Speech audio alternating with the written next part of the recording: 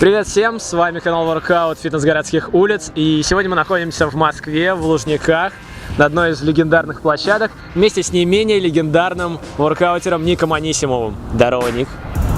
Здорово. Здорово, Антон. Как ты?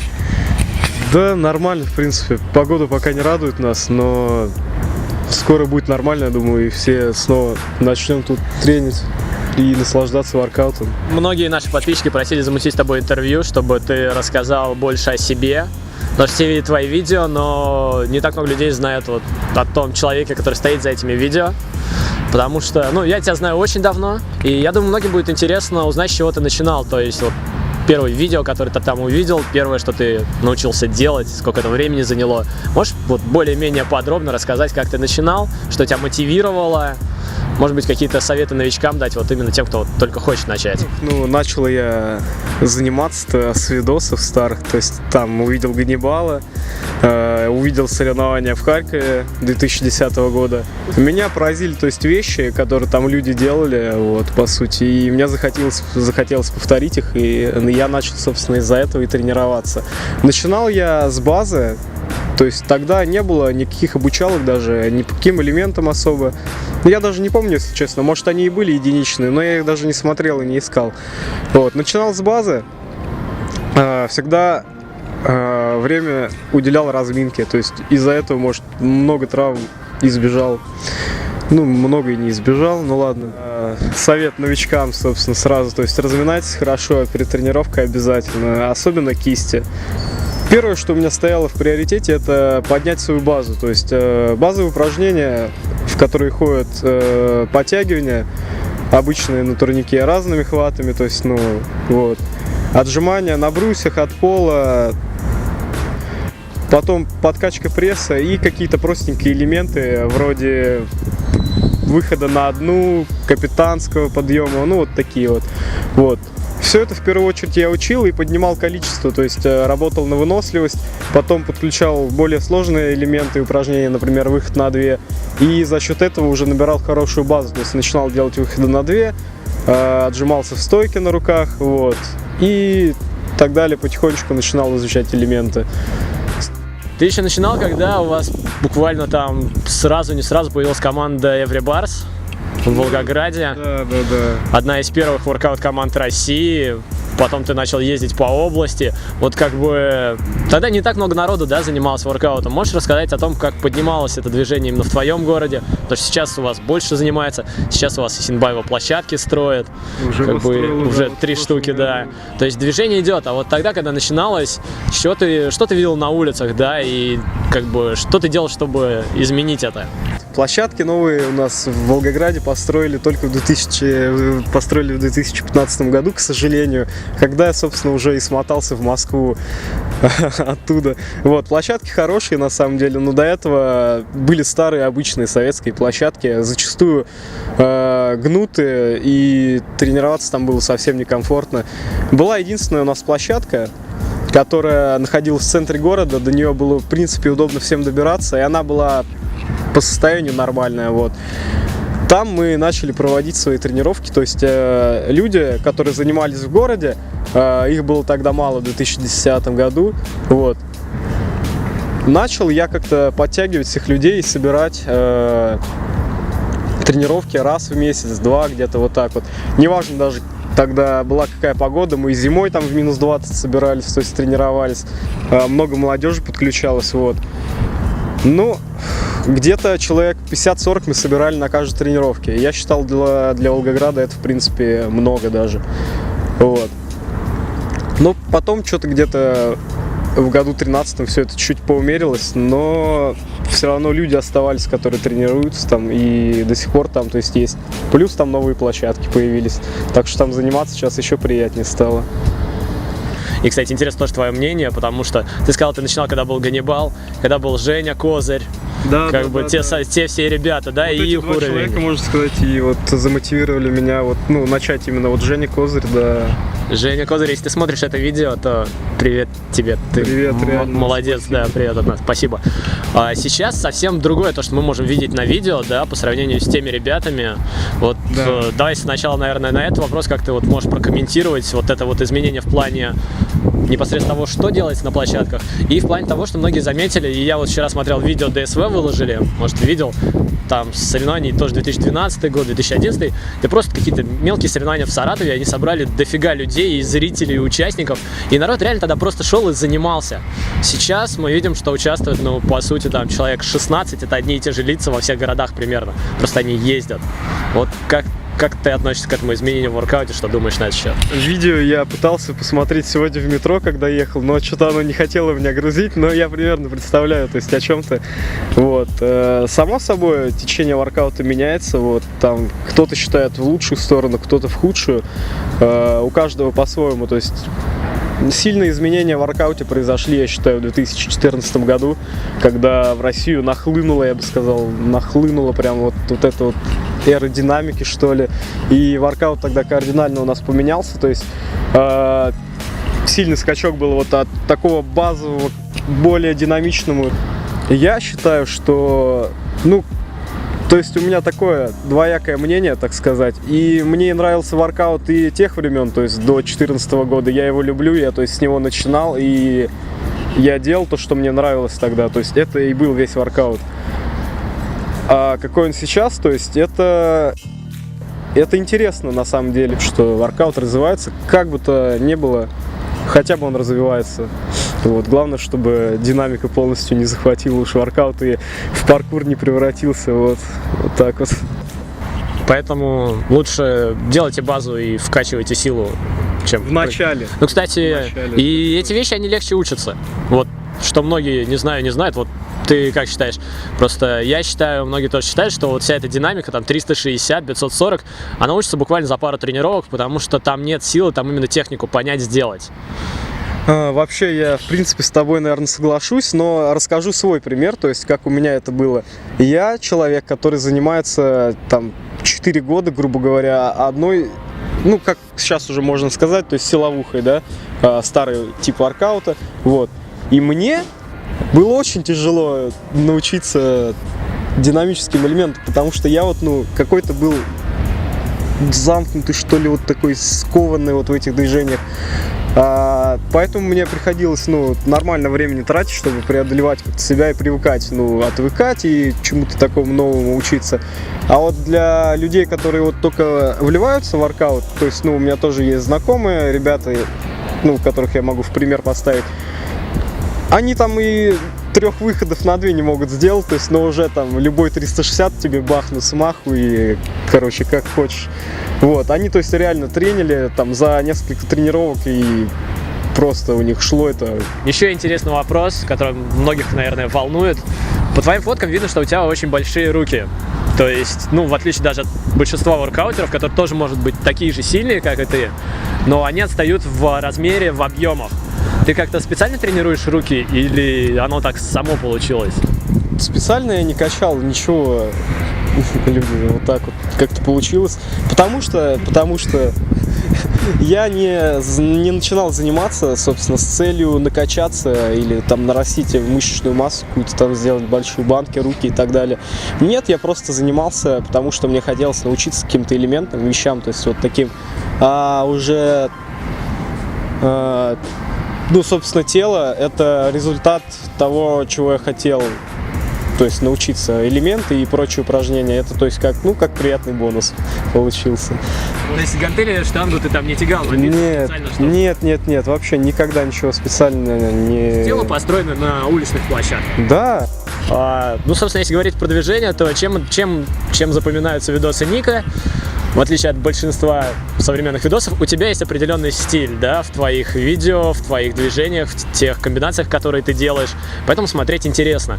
Ты как-то специально работал над этим стилем, либо, может быть, ты вдохновлялся кем-то из там, тех, кого ты видел на соревнованиях, на площадках, кто тебя мотивировал вот именно в том, чтобы делать не просто там упражнения, пускай тяжелые упражнения, да, как там все делают самолет, но чтобы это еще было круто смотрелось.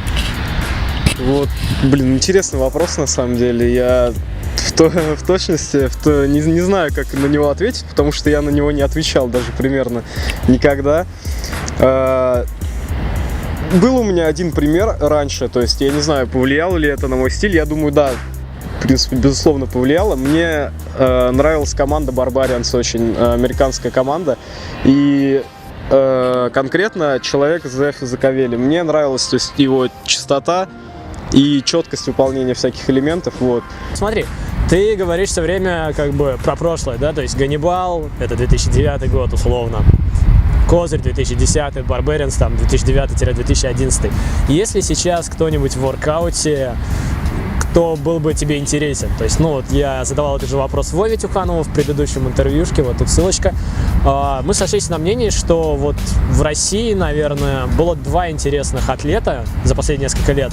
Это Акрам Аманкулов в 2012-м, чей ролик вот просто взорвал интернет, и реально, блин, ну он был круто снят, он был круто смонтирован, он делал интересные вещи, необычные. И это был Миха Костырин, который гопник на турнике, его тоже ролик взорвал интернет, и это было действительно интересно. Вот есть ли кто-нибудь сейчас из воркаутеров, кого бы ты мог выделить, именно вот человек действительно не просто снимает видосы, да, а что-то интересное в нем есть? В последнее время как раз-таки меня ничего не мотивирует. Никакие атлеты. Ну, я не знаю, вот как-то так получилось, и ничего я с этим не могу, собственно, поделать. Нравится несколько атлетов. Один иностранец, зовут его Абдулла. Полностью я не могу вспомнить, к сожалению, что имя, но я слежу за ним в Инстаграме, и он мотивирует, например, меня своей динамикой.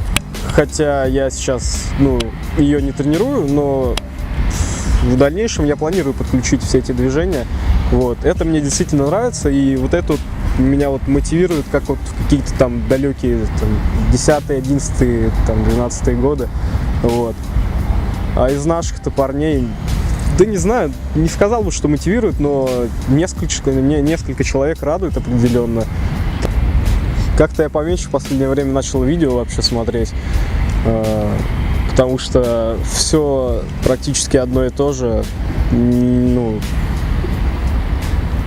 Как-то так. Может быть, просто не сезон сейчас, и поэтому не появляется так много видео, которые могут прям понравиться. Ну и я, наверное, очень такой уже, как сказать, требовательный человек, то есть к видео, к своему опыту и так далее.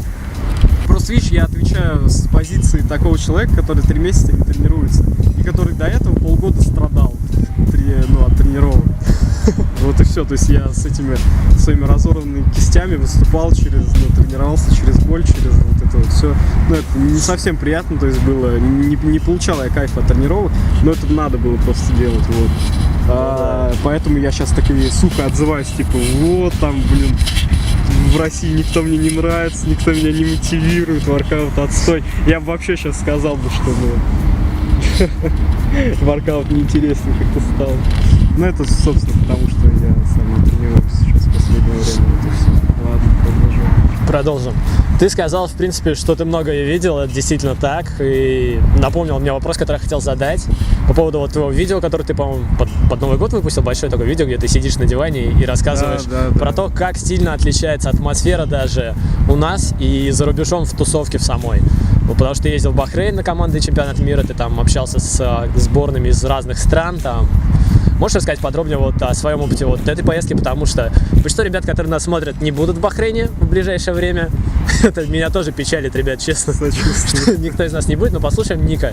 И рассказать вот именно о той атмосфере, потому что не только ты вот рассказал о том, что действительно все отличается.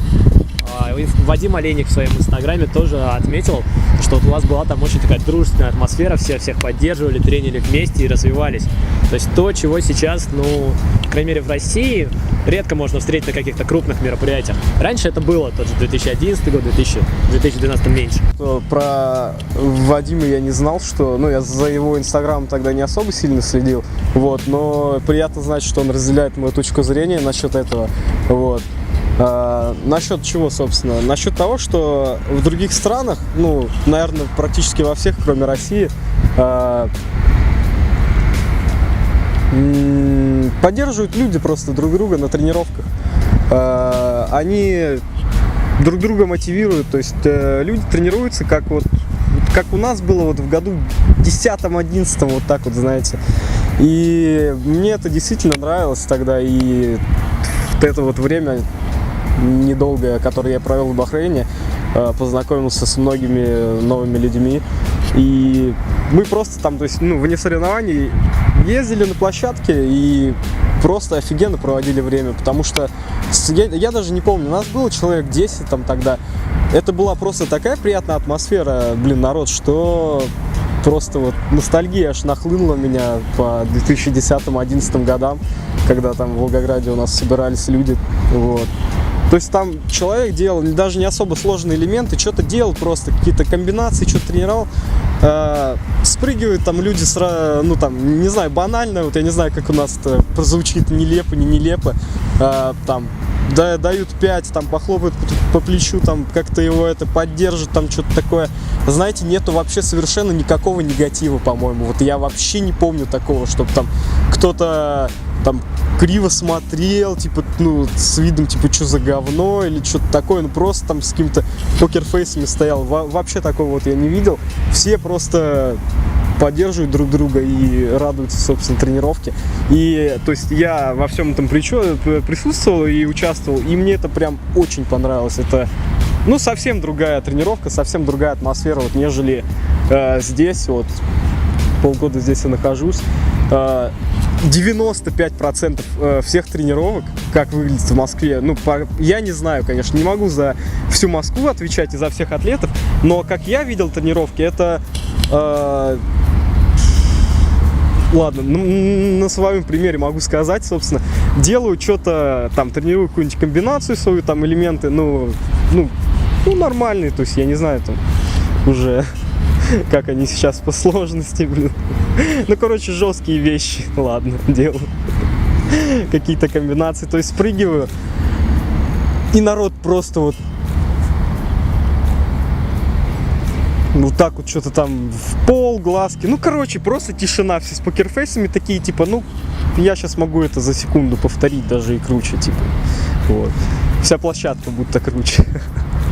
Вот, то есть там слово поддержка, это я не знаю, просто смешно, по-моему. Вот, такого я не встречал здесь. Опять же, очень-очень редко, может, такое было. А там это нормальное и просто обычное явление даже. И меня вот это поразило. Я бы хотел, чтобы у нас такое было. Что я делаю для этого? Стараюсь точно так же поддерживать других людей. Вот, подавать как бы пример. Что еще можно спросить? У тебя есть какой-нибудь вопрос, который... даже два. Первый вопрос. У тебя есть какой-нибудь вопрос, который тебе чаще всего задавали? Ты можешь сейчас на него ответить, потому что они все равно, понимаешь, что люди, которые будут смотреть это видео, они все равно запишут его в комментах и захотят узнать ответ. Мы сразу прям тайм-код поставим. И второй вопрос. Есть ли вопрос, который ты бы хотел, чтобы тебе задали, но тебе его почему-то никогда не задавали, а ты вот хотел рассказать об этом? Но, никто не спрашивал. Тоже второй. Это даже интереснее вопрос, чем предыдущий. Первый вопрос просто чисто для подписчиков. Ребята, мы о вас заботимся, мы знаем, что вы что-то хотели спросить. Так, хорошо, на всякий случай. Рост 170 сантиметров, вес 66 килограммов. Обучалка по горизонту ВИСа у меня есть на канале, собственно. А на страничке ВК вы можете в разделе о себе найти ответы на самые часто задаваемые вопросы. Вот так вот. Не знаю, что еще сказать. Никита, 22 года, занимаюсь воркаутом, любимый цвет красный и зеленый. Все. Вот. А на второй вопрос-то, тяжело ответить. Мне, знаешь, понравился вопрос вот твой про стиль, то есть я бы... такой вот вопрос мне, по-моему, не задавали, но он мне понравился. В принципе, я что-то на него рассказал, что-то ответил уже, вот. Поэтому добавить-то особо не знаю, что. Я могу сказать, что насчет стиля, опять же, я его постоянно стараюсь как-то развивать, дорабатывать. И мне вот именно это приносит удовольствие большое. То есть я уже не гонюсь там за, например, какими-то долгими удержаниями или повторениями каких-то упражнений. Вот. Мне больше нравится что-то такое делать, свои какие-то движения, например, изменять какие-то элементы, чуть-чуть вот там что-то такое, вот эти вот всякие мелкие такие детальки, которые, собственно, и создают, ну, твой стиль. Вот, мне нравится этим заниматься, и люблю наблюдать за атлетами, у которых тоже такие какие-то есть отличительные свои черты. Это приятно. Какие цели ты ставишь перед собой на будущее? Вот, в плане воркаута, в плане вообще по жизни. Ты сейчас переехал из Волгограда в Москву. Я думаю, просто будет интересно людям твои идеи, мысли, планы вот на будущее именно. Вообще я собираюсь и дальше, естественно, развиваться и становиться сильнее, участвовать в соревнованиях, снимать видео. Вот. Мне это, ну, нравится, я к этому стремлюсь, улучшать все это. Вот. В Москве полгода уже, и переехал, собственно, сюда с целью заниматься тренировками, учить людей воркауту, так сказать. Вот. Здесь мне просто комфортно находиться, потому что весь воркаут в основном, ну, так получается в России, что движкуют здесь. Вот. И находиться мне здесь удобно. У меня тут друзья, которые тоже занимаются воркаутом, вот, с которыми, то есть, ну, мы редко виделись, когда я жил в Волгограде. Вот, и я это тоже очень, ну, ценю. Ну, а цель такая вот, помимо тренировок, это помимо моих тренировок, ну, собственных и всего такого, вторая цель — это вот проводить тренировки для других людей, учить людей. Так. Большое тебе спасибо за то, что пришел, потому что погода ложовая, дождь еще шел в начале, поэтому мы даже думали перенести все. Она не ухудшилась. Да, но в итоге сняли, в итоге, я надеюсь, ответили на вопросы, которые были вам интересны. Вся информация, которую Ник сказал там про обучалки, про видосы, про ответы в описании к видео будет, естественно, мы ничего не забудем. Да уж. Да, да, все разместим, поэтому не забрасывайте Ника, не надо, пожалуйста. Забрасывайте его вопросами. И с вами был канал Workout Fitness городских улиц. До встречи в следующих видео. Пока. Пока. Спасибо за просмотр. И если вам понравилось это видео, то не забудьте поставить лайк и подписаться на канал.